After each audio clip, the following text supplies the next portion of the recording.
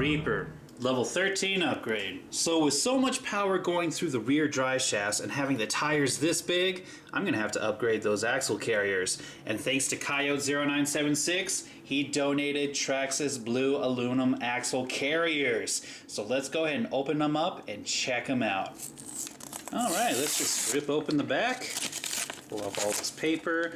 There's more high quality foam, of course, by Traxxas. And it looks like they do include some screws, actually some pins. Awesome. Wow, cool. I wasn't expecting that.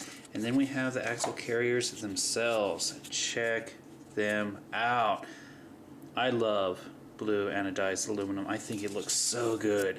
And since Reaper's theme color is blue, these are going to look great on them. So the first step to installing them is I need to remove the rear wheels by undoing the 4mm wheel nut.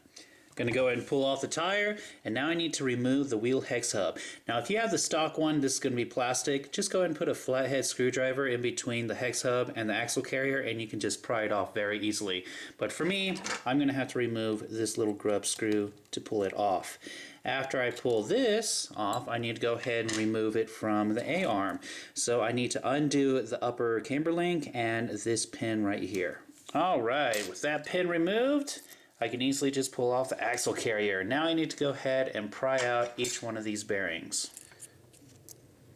Alright, now that I got the bearings out, I can replace it with the new axle carrier. And as you can see, the design is nearly the same, it's just materials different and much stronger.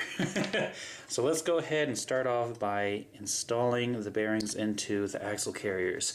For me, since I do have the MIPs, I have to insert this piece in between the bearings.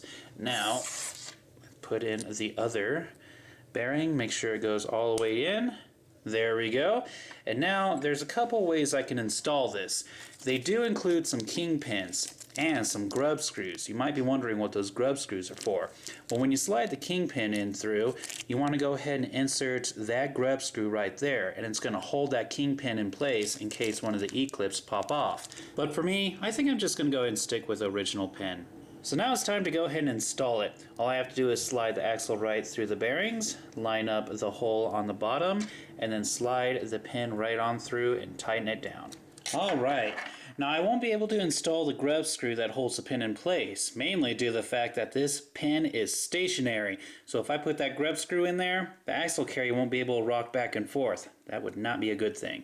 So I'm not going to be using the steel screws included in the kit, and as you can see, there is some Loctite in there.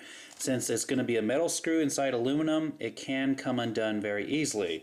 What I'm going to do is I'm going to use an elongated stainless steel screw with a 3mm nut on the other side. That's going to hold it in place, that way that camber link will always stay connected to the axle carrier. And there you go. So I kept the screw a little loose on this side, but I did tighten this nut all the way down. And the screw was long enough for it to reach through the plastic seal, so that nut is not going to come undone. After that, I need to go ahead and slide on the wheel hex hub, tighten down this grub screw, and then reattach the tire, and I am done with this side. The other side is identical. Here's before, and here is after. As you can easily see, there is plenty of room for that nut to be on the other side. Not to mention, check out that toe-in. So the axle carriers have always been a weak part on the Traxxas RCs because I have broken them numerous times.